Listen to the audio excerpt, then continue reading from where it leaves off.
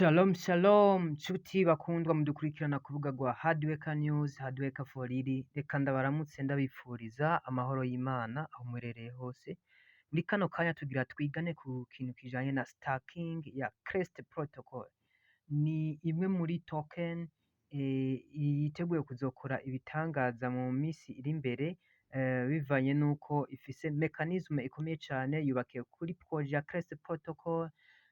Projet ifasha mu bijanye n'amadomene, kuneminga amadomene n'ibindi byinshi mushobora kuba muza gukurikirana ku rubuga rwa Twitter.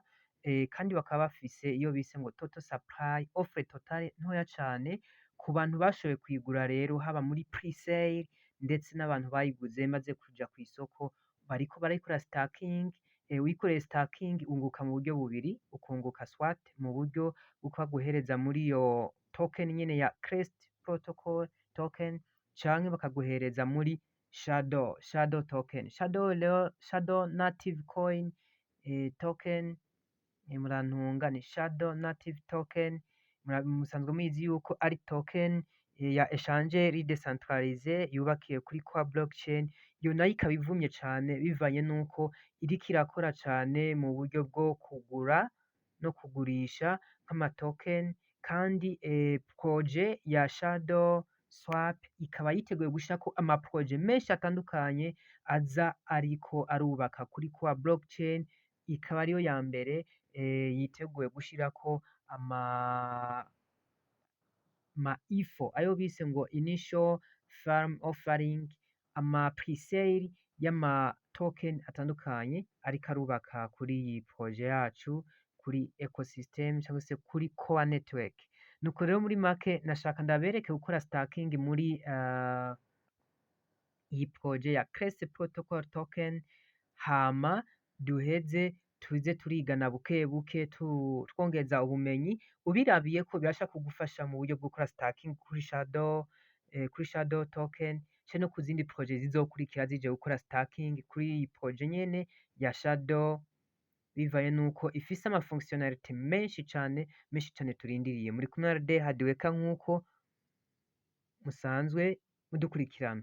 Nuko rero ikintu ca mbere iyo ugiye guconnecta projet, ugiye guconnecta protocole runaka kuri core network cyangwa se core blockchain, core mainnet, murabizi yuko twese tuzana website yayo link tukayishiramwo muri browser, kumwe tubiyinjiza nka kumwe musanzwe mubimenyereye muri browser, ukatypinga hamwe handitse ngo type or search URL n'ibindi, hama ugaca ugira enter. Umaze kwinjiza enter, nta gikurikira haba hasigaye yuko ucuza guconnecta. Mu gihe ari nka projet tuvuge nk'iza shadow, ice cream swap, legef swap, arc swap n'izindi, ucuza guconnecta hano hejuru ugaconnecta wallet. Umaze connecta wallet kuko uba ukoresheje ya website, hama igaca ikwafishiriza iri connected.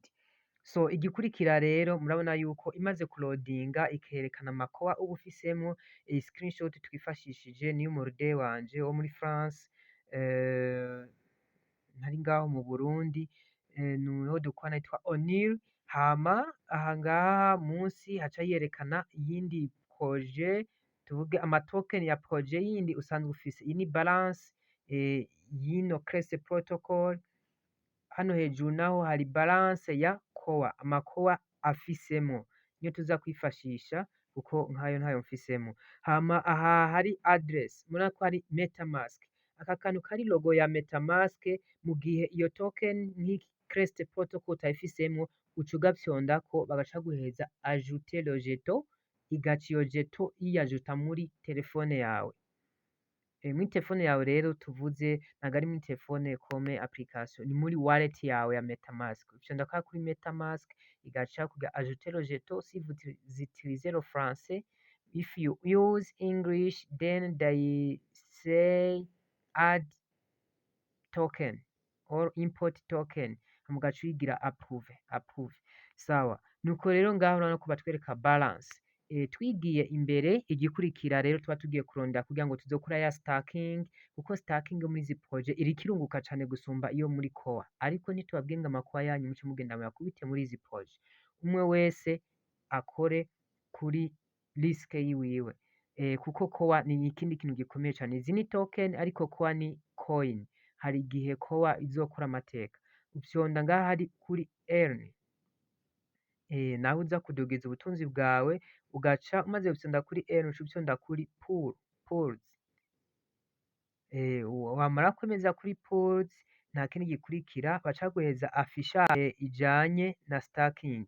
Abantu ba stakinga shadow, murabona hano hejuru hatangira gustakinga shadow mu buryo bubiri butandukanye. Iyo mustakinga shadow harimwo iyo bise ngo ni locked shadow, niyo ca batanga pourcentage nini. Aha hejuru iyi APR nkuko twari dusanzwe tubimenyereye ngo annual percent yield, aha ni yield, hamwe twari dufise return rate. Aha baguhereza menshi cane bivanye no kuba wagize lock. Aha munsi naho iyi flexible shadow ni yayandi uyakurayo umunsi wipfuza. Bisigure ngo ayo wagize lock, nka kurya bavuga ngo lock up, azovayo mu gihe wagenye. Nimuvuze ati indwi imwe, one week cyangwa se une semaine, mu gihe uvuze ati ni deux semaines cyangwa se 2 weeks mu Congereza, mu gihe uvuze ati ni 1 year, umwaka umwe, ukwezi, wewe urahitamwo igihe wifuza kuyagira locked. Ntushaka kuyarotira mu gihe bamaze kuyalokinga ico gihe kitarahera. Ariko inyungu guys, nshuti bakundwa, inyungu iciba nini cane. Aha flexible ushaka kuyarotira igihe cyose wifuza kuyakora urayakurayo. Uca ufyonda kwaka kamenyetso kuri shadow cyangwa se kuri aka mu gihe ugiye kubikora. Ariko twe iyo tuje kuraba niyi yo kugira staking ya Crest Protocol Token, twunguka mu ma Crest Protocol Token nyene. Ariko ushaka no kugenda kugira staking ukashirayo Crest Protocol Token wunguka mu ma shadow. Wohitamwo iki? Nayone iyi ni projet imwe, iyi nayo n'iyindi projet. Ama shadow irunguka n'iyi Crest izokunguka. Reka turabe ibikurikira rero. Ariko tutaja kubikurikira, iyo twahisemo niyi mubona nashizeko akamenyetso, uca ufyonda aha hari akamenyetso kerekana yuko ugira uze kwinjira mu bindi bintu. Umaze kujaho rero nta kintu kiza kuza utarabanza kugurura imiryango. Barabanza bakaguhereza rero mva ni nk'urufunguruzo, ubanza ukaza kugurura iyo fonctionnalité kugira ngo bikunde yuko ico gikorwa ugikora. Kandi kugira ngo wugure bisaba iki? Bisaba les frais de transaction. Kandi izi frais de transaction kuri token yaciye ku yindi, nk'iyi token ntushobora kuyigura utagize swapping mu ma shadow. Kugira uyironke ubanza kugira swapping muri shadow. Bisigure yuko ama confirmation aza kuba menshi. Hariho les frais ziza kugenda bakata muri core blockchain, kuri network ya core, hakaba n'izindi frais ziza kugenda bakata muri shadow. Bisigure yuko frais zica ziba nyinshi. Uca ufyonda handitse ngo enable, hama ugaca uza kwa approve. Aha nako gas fees twari dusanzwe tumenyereye, urabona ko yaciye yigwiza na kabiri. Mu gihe ya token itari ajute, urashobora no guca aha hejuru, ubona hari utuntu tw'utudirisha tubiri, ukahemeza bikagufasha yuko utora smart contract yayo ugaca uza kuyajuta uciye muri wallet. Aha rero munsi uca ugira approve. Harya twatanguje icongereza, ariko aha reka dukoreshe igifaransa kugira ngo bize birajana neza cane, ariko hose ugenda ubibona co kimwe. Nuko rero tumaze kugera aha baca baguhereza rero access yo kuza gukora ya staking. Baca baguhereza access yo gukora ya staking. Uca uza gufyonda kuri stake. Maze gufyonda kuri stake baca bakuzanira rero ya Crest Protocol yawe. Hano hejuru nako bayitwereka nka token.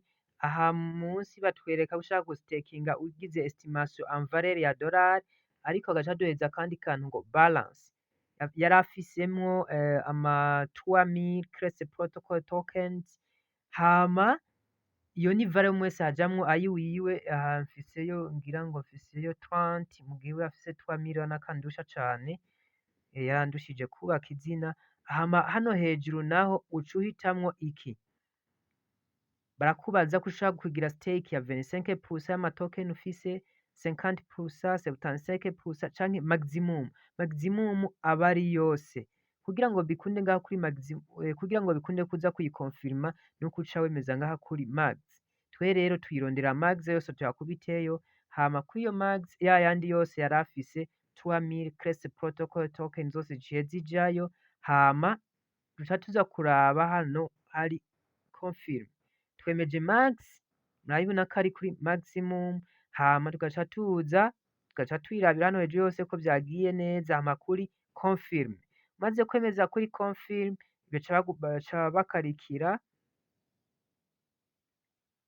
amafre, bagaca baguheza hano munsi kuri confirme. Murabe neza website turiko turakoresha ni shadowswap.netlife.app.